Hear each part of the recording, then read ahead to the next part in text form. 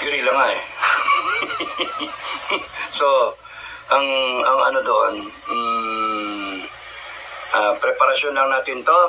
Lilinawin ko, we are creating the Filipino Guerrilla Forces or Command all over the Philippines para lang maprotektahan namin ang mga pamilya natin at ang mga komunidad natin, mga kung nasaan man tayong lugar, hindi na tayo lalabas sa usang ibang lugar para pupuntahan and then magkikitigma tayo, hindi.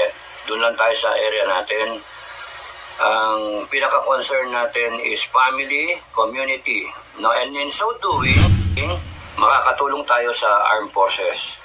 Kasi kung sakasakaling magkaroon ng deklarasyon ng gera na ang aming usap-usapan ay baka sakaling magkaroon nga, doon papunta, at least mahihanda natin yung sarili natin.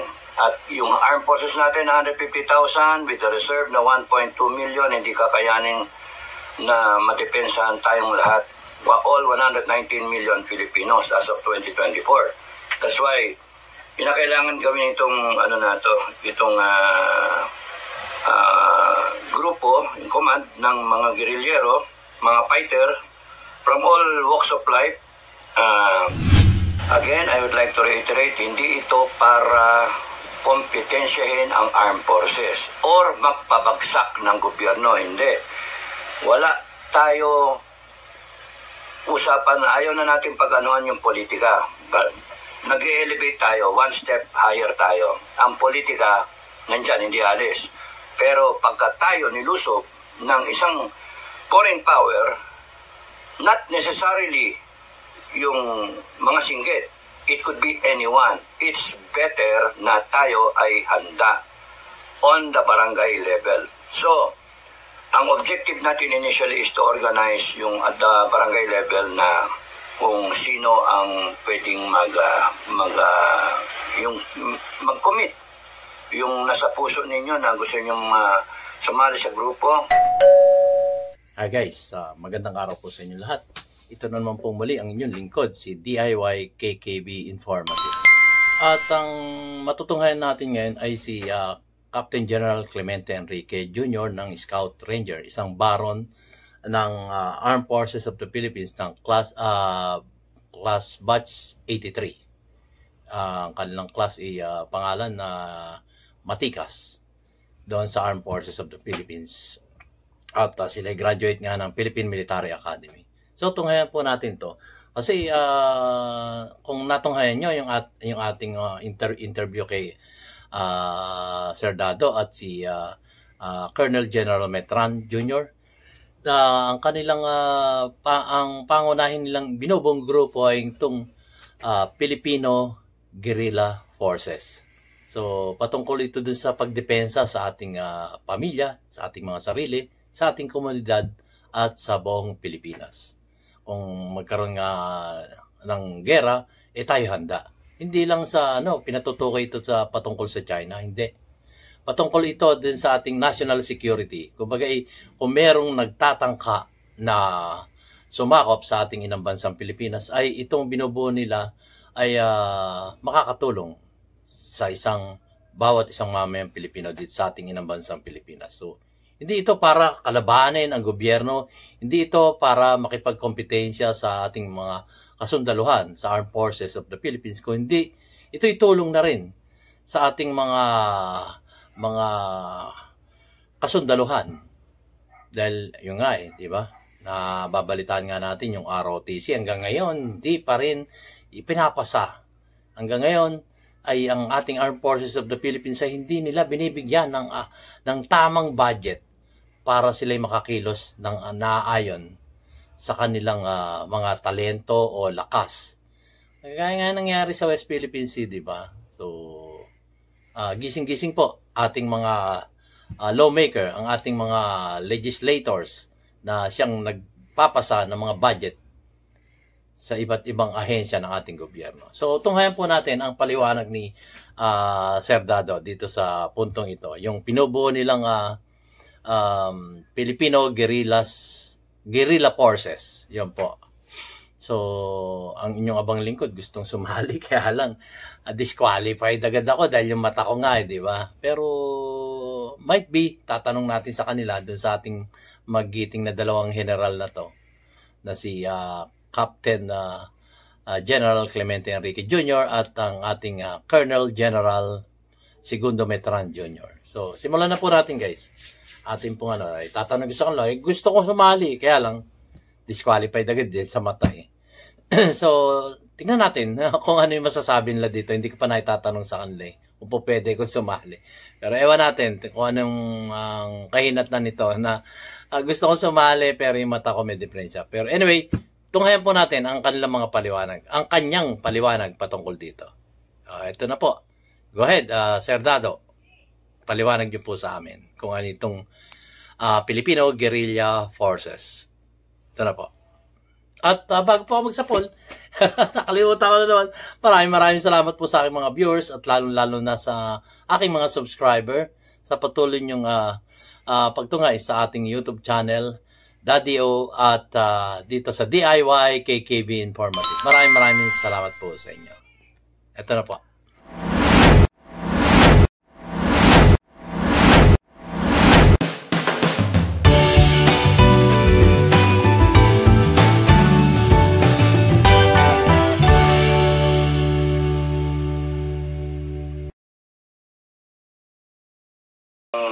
Gabi, umaga o tanghali, mga kababayan kong Pilipino, welcome sa isa nating channel na panay tungkol sa mga gerilla ng Pilipinas laban sa mga sinumang dayuhan, no?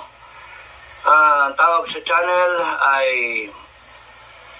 Filipino Guerrilla Forces TV.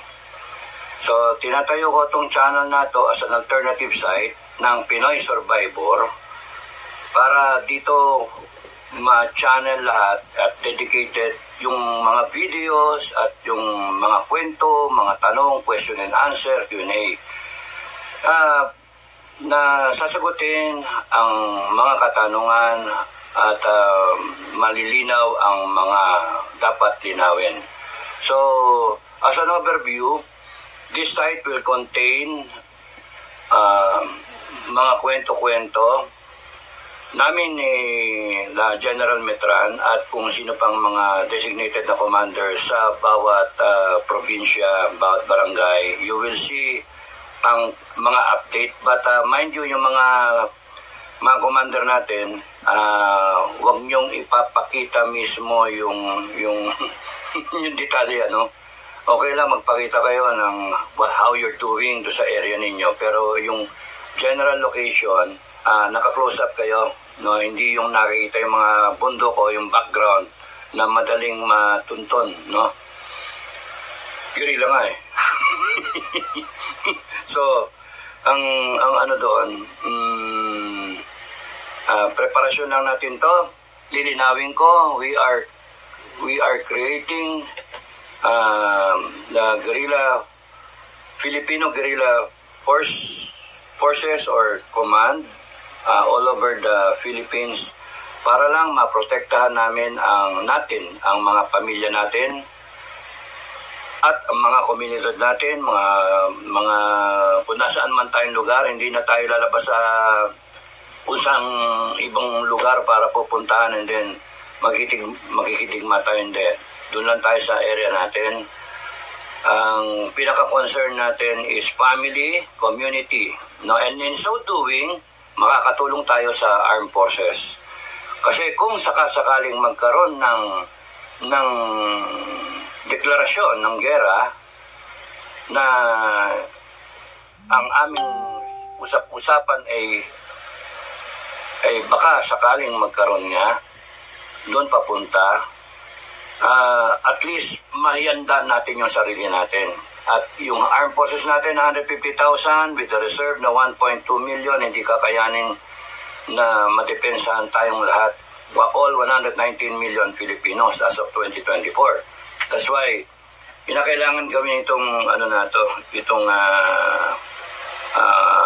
grupo, in command ng mga guerrillero, mga fighter from all walks of life, all ages, all sexes, no? Dalawa lang naman. Male, female, no? Pwede yung mga nagtatanong, 75, pwede. Yung 60s, pwede. Yung mga teenager, pwede. Because we will make an organization such that kung ano yung akma sa inyo, yun yung magiging designation ninyo. Komento po tayo dito. So guys, narinig nyo. Ito naman ay para sa all sexes. Kumbaga ay female or male. So yun ang sinabi niya. Pero siguro tatawagan ko siya para linawin kung ano tong all sexes na to. Kasi syempre meron na tayong kumbaga sa ating komunidad, kumbaga tanggap na natin ang mga tomboy at ang mga bakla. So meaning to say, magkakaroon tayo ng four sexes dito. Pero sinabi niya all sexes, gusto ko lang linawin sa kanya, siguro tatawagan ko siya o might be kung papayag siya, interviewin ko siya patungkol dito sa ginagawang grupo na to. Nung magsimula naman sila, meron na kaming mga chat group ng ito, bilang isa silang mga militaris at ako naman isang civilian. So tatanungin ko to, lilinawin ko to.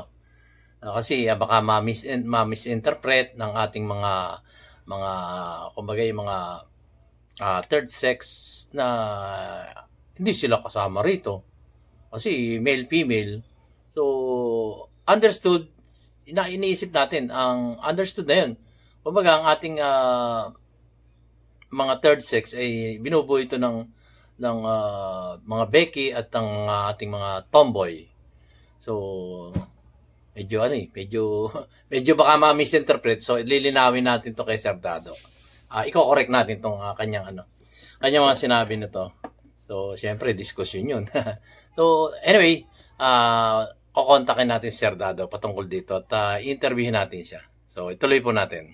Kasi ayoko nung may misinterpret May misinterpret na ganito. So kailangan may paliwanag ito. So ituloy po natin. From all walks of life, all ages, all sexes, no? Dalawa lang naman. Male, female, no? Pwede yung mga nagtatanong, 75, pwede. Yung 60s, pwede.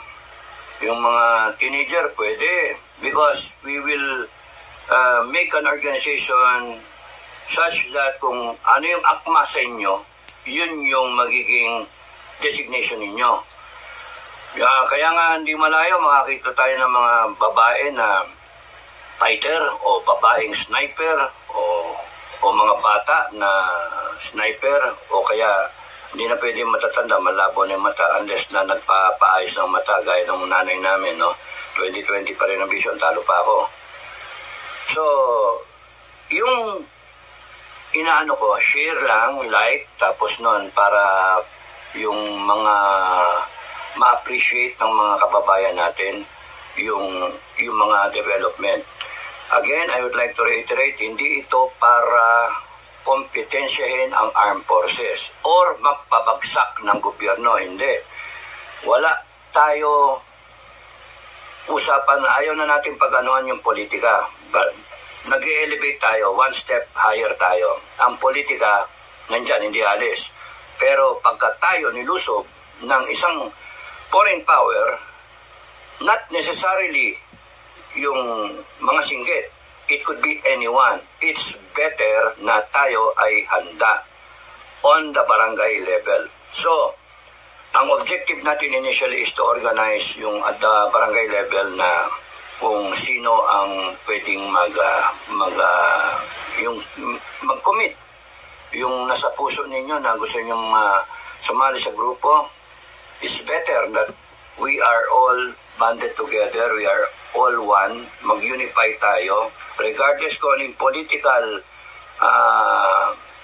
affiliation ninyo, regardless kung ano yung mga beliefs natin o religion, pero ang ano natin is pamilya, ang ating kanya-kanyang komunidad, lugar, barangay, probinsya, and in so doing, matutulungan natin yung armed forces natin na kahit papano, hindi sila mahirapan na sila lang ang magdedepensa. If the armed forces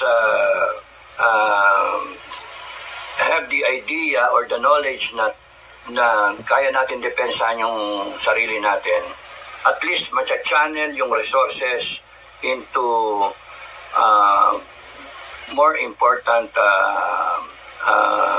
na mga pangangailangan. For example, niluluso ba mga kampo? Kasi the moment na magkaroon ng so-called invasion, kung gano'n yung magiging senaryo, siyempre, depensa na lang yung mga base militar. Kung magkakaroon ng bombahan, mga missile exchanges, kung anong matira, di wala na. Kung hindi tayo maghahanda, kawawa tayo. So, better maganda tayo. Mayroon mga magtatanong, walang baril. Kung walang baril, wag na kayong yung mapaparalyze kayo. Wala akong baril, so wala na akong gagawin. Hindi. There are so many ways of preparing that you can help. Yung mga walang baril, pwede kayong maghanda ng pagkain ng mga, kunyari, mga alagang hayop o mga pananim para dun sa pinaka-area ninyo. Meron kayong masisimula na mapupuntahan o makukuha mga supplies. Yung iba, pwedeng mag-tahi-tahi o whatever na pangangailangan ng grupo. Kahit nga yung mga bandila lang pwede na Kahit yung mga patches lang pwede na So, from nothing, we will try to produce a guerrilla force, a group that can fight, at the same time na ma-preserve natin yung ating way of life, ang kultura natin. Kasi yun yung question So, walang politika dito, regardless kung sino ang nakaupo. Regardless kung sino ang nakaupo, no? Ang habol natin ay madepensahan. So yun guys, malinaw yung sinabi niya na ito ay regardless kung sino yung nakaupong sa politiko, yan. Politiko, hindi ito paglaban sa gobyerno, kung hindi ito para sa grupo ng maghahadlang sa mga mapang-aping mananakop na gustong pumunta dito sa ating inang bansang Pilipinas. So, malinaw po yun. At ituloy natin. Hindi ito paglaban sa gobyerno, kung hindi ito pagdepensa sa bawat isang pamilya. Tuloy po natin, guys. Walang politika dito, regardless kung sino ang nakaupo. Regardless kung sino ang nakaupo, no? Ang habol natin ay madepensahan ang ating mga pamilya. Kung sakasakali dumating tayo sa punto na magkaroon ng hindi ka nais-nais na gera. Ayaw namin ng gera. Ayaw ninyo ng gera. Alam natin yon. Pero hindi pwedeng period. Ayaw namin ng gera. Period. Ang gobyerno lang ang may gusto ng gera. Na hindi nyo pa alam. Wala naman tayo sa gobyerno Wala naman tayo sa Malacanang. Panay mga allegation. Pero kung titignan nyo, kung nandun tayo, magiging iba kaya ang ating ikikilos kung nandun tayo sa pamumuno? Wala na rin dapat argument, no? One level up. Whether tama ang ginawa ng Malacanang o mali ang ginawa ng Malacanang at tama ang sinasabi nitong kabilang partido o opposition o mali ang ginagawa ng opposition, wala na tayo doon. Ang atin, pinaghahandaan natin is in the eventuality ng preparing for the worst tayo na magkaroon talaga ng total war, at least handa tayo. Regardless kung sino ang kalaban. kumbaga sa nagpumoporma yung Chinese na kalaban. O di, kung ayaw nila, di hindi matutuloy. Pero kung gusto nila, hindi tayo magpapapusoy. Yun na nga atin. So this channel, hopefully, kung ano yung makukuha nito na suporta, we will tawag dito, allocate the funds, no, na makukuha namin dito para unahin yung mga nakikita namin na mga delikado na mga area, probinsya, all over the country. So, kunyari, kailangan natin ng mga binoculars or compass or sniper scope o mga bota na hindi kayang bilhin ng ating mga kababayan. Yung kita ng channel na to, yun ang gagamitin natin. Kailangan natin ng mga drone. Gusto ko nga magkaroon ng drone eh. Bawat squad may isang drone. Ilang squad yan? If you're talking of 30 per barangay, that's 42,000 barangays, 1.2 million na kagad yun. 30 na katao, divide po nga pala, no? Around 300,000 na drones. Yun ang kailangan. Magkano sa drone? Oh, that gives you an idea. Pero alam ka naman panay drone na ang bilhin, hindi. So, ang mangyayari, whatever is yung makukuha natin sa channel na to, because we will feature yung mga commander, no? Pero ingat kayo mga commander, ingat kayo. You know what I mean, ano? Intel, no? May counter-intel din, pero is informative muna, no? Okay lang yung training because everybody knows hand-to-hand, first aid, everybody knows that. But, a lot of Filipinos do not know that. So, doon tayo magpo-focus sa mga Pero yung mga tactics, we will focus pagka actual na natin face-to-face. Pero yung dito, paano yung mga marksmanship, yung mga ganon, how to clean your weapon, how to plant, whatever, how mag-alaga ng manok, etc. Anything that you can upload ng video, kahit may kli lang, so that yung mapanood ng lahat ng ating mga miyembro who will subscribe and then support the channel, no skipping of ads, kung hanggat maaari, dito lang kami mag-re-request na harap-harapan, please do not skip the ads para we're using the platform para maka-generate ng funds para sa inyong Filipino Guerrilla Force, no? So, okay siya. Kahit papaano, kung wala pang dadating na So yun guys, so narinig nyo, kasi itong Filipino Guerrilla Forces, wala pa itong kumbaga budget na panggastos nila patungkol dyan sa mga training na yan. So gumawa siya ng panibagong yun nga, itong YouTube channel na ito na Guerrilla Forces, Filipino Guerrilla Forces, para nang sa ganun ay kung ano ang magiging revenue nitong YouTube page na to ay magkakaroon ng budget ng panggastos man lang dun sa kanilang tinatayong grupo. So, yun nga, hindi lang po tayo makakatulong sa Guerrilla Forces, kundi makakatulong din tayo sa bawat isang mamayang Pilipino. Kagaya nga yung mga gera-gera na yan, magiging handa tayo. So, sabi nga, brilliant mind, brilliant ideas ni Sir Dado. So, yun nga, no skip ads. Huwag po tayo mag-skip ads. Tulong na ito sa ating mga guerrilla forces. At kung magsusuper thanks ngayon kayo, mas maganda, di po ba? So, matutulungan nyo, hindi lang ang mga guerrilla forces, kundi matutulungan natin ang sambayan ng Pilipinas. So, ituloy po natin, guys. Event o kaya yung proclamation ng gera, yung hamunan o incident sa West Philippine Sea, okay tayo. At least nasimula natin organization, and then training, and then equipment. Yung equipment na individual, for example, yung mga gamit, mga barel, for example, mag-apply kayo ng LTO. Kung kaya nyo kumuha kayo at the minimum pistol. Kung kaya nyo yung mahaba, kuha kayo mahaba. Pero generally, a guerrilla force, ang ano dyan is maganda tayo, organization, and then the training. Some equipment, kung kakayanin natin makuha sa out of the funds coming to this channel. And then yung mga barel, sa kalaban natin kukunin. We will have people, specific people per province who will get the weapons, no, sasamahan yung iba, and then i-distribute within that province.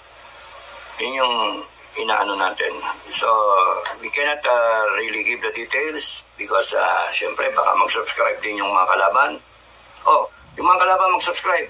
Huwag kayo mag-skip ng ads. So, ano pa ba?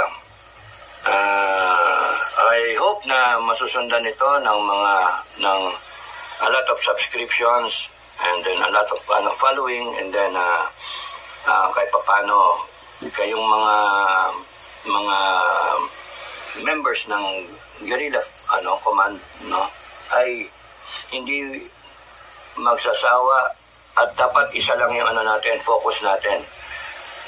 Pamilya, depensa ng pamilya natin, ng komunidad natin, mga barangay natin, yung ating mga areas.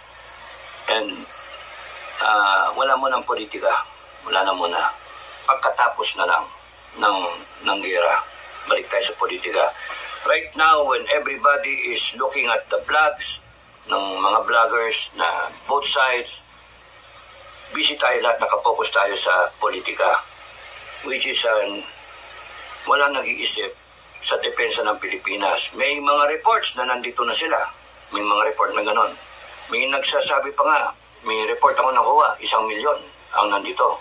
Ang question mark, armado na ba silang lahat? O naghihintay lang ba sila ng go signal? At malapit sila sa mga kampo. Lahat ng kampo na yan, no? Not only the EDCA sites, pati yung kampo ng ating AFP. So I'm sure na pagka pumutok yan, the AFP will be so busy, hands full sa pakikidepensa, no? And hindi natin alam kasi ang AFP natin 150,000 lang, thereabouts, hanggang 180. Ang kunyari, totoo yung information na nandito, 1 million, overwhelmed na talaga tayo. That's why, kailangan tayo. Itong organization natin ay mga panay, mga retired na dapat nagpapahinga na lang nga, nirarayuman na yung iba, pero sa kagustuhan na magsilbi ulit para sa bayan ay sumasanib sila. Mga sibilyan na ganoon din ang pakiramdam. Naway tayo pagpalain ng Panginoon, naway maging maging ehemplo tayo sa mga future generations ng Pilipino. Yun na pwede natin ibigay yung bansa natin na buo pa, yung bansa natin, yung kultura natin, mga tao natin na nandiyan pa, para yung mga susunod na generasyon ng Pilipino, talagang maintindihan nila yung lahat ng pangyayari mula noon hanggang ngayon na sa mga kung paano nababoy yung bansa natin at kung paano kahit nabababoy yung bansa, may mga Pilipinong gustong tumayo pa rin para ikabubuti ng lahat. So hanggang doon lang ako. More to come. Sinisimulan ko lang. Ayun po at natunghayan na natin ang ating si Sir Dado, si Captain General Clemente Enrique Jr. ng Scout Rangers. So itong binubuo nilang grupo na Filipino Guerrilla Forces ay ito po ay hindi lang makakatulong sa grupong ito, kundi makakatulong po ito sa bawat isang mamayang Pilipino dito sa ating inang bansang Pilipinas. So maganda po ito, guys. Patuloy po natin suportahan ang ating mga retired military men na siyang mangunguna dito sa grupong ito na tunay namang makakatulong sa ating inang bansang Pilipinas. So maraming salamat po sa inyong panonood ng aking mamunting YouTube channel, DIY KKB Informative. At like, share, subscribe na po kayo, guys. Patuloy nyo po akong suportahan dahil marami pa po tayong ipapatunghay sa inyo kapaki-pakinabang sa bawat isang mamayang Pilipino. Maraming salamat po. See you on my next vlog. At gusto ko ma-interview ulit itong ating dalawang general na ito. So, salamat po guys. At like na po. Share na po. At yung mga hindi pa nakasubscribe, subscribe na po kayo. Salamat po. God bless each and every one of us. God bless all Filipinos. And God bless the Philippines. Pagpalain po tayo ng Diyos amang makapangyarihan sa lahat. Thank you po. See you on my next vlog. Mamaya meron akong interview kay DIY, kay DIY KKB, no? KKB na TV, no? Tapos noon, pinaunlakan ko dahil sa gusto kong suportahan natin siya, no? Gusto kong suportahan natin siya. Tignan niyo yung channel niya, tapos noon, I am authorizing him na kunin yung aking mga content ng videos and then explain pa niya, no? Magkakausap naman kami. So that kung sino man yung subscriber dito, subscribe na rin kayo sa kanya, no? Support nyo rin. At tingin ko dito, tunay na Pilipino he's out na, imagine, bumiyahe pa siya para lang makipag-meet sa akin. Kaya nga, that's why I stayed up para I will really meet him sa stasyon.